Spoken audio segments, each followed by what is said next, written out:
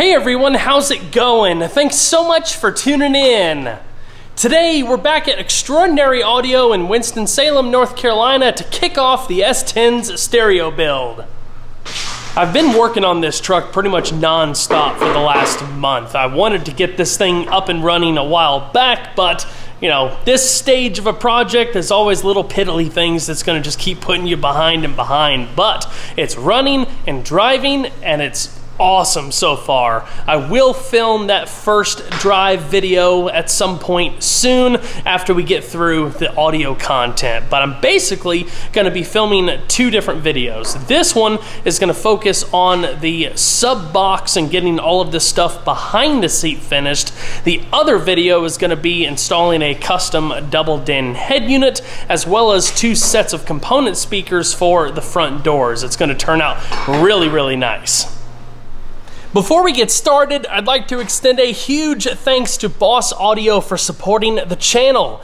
I've got a bunch of links down in the description box below of all of the various parts that are going to be going into this truck. Now it's up to Ben of Extraordinary Audio to use his mad fabrication skills to put it all together and make this thing a showstopper. He's in the middle of actually figuring out the sub box right now, so let's go check it out.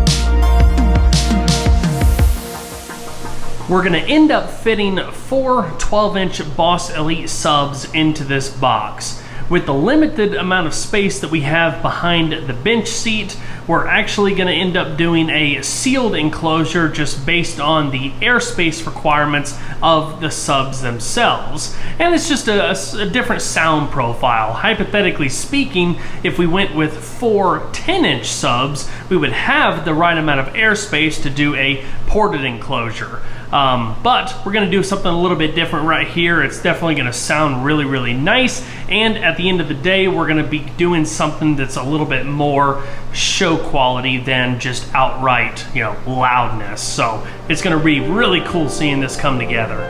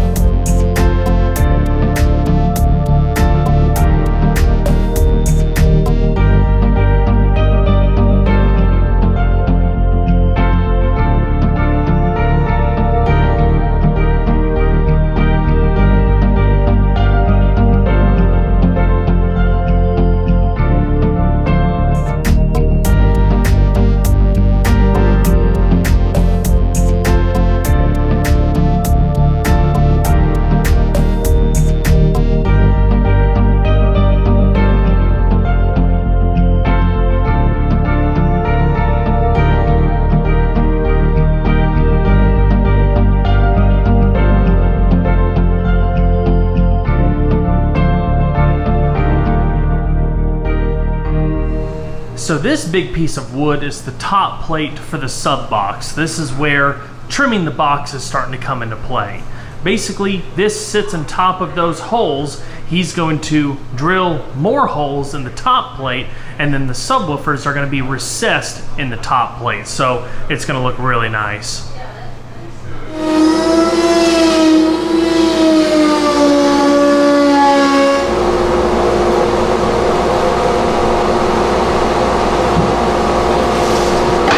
That's cool right there. Just round with me.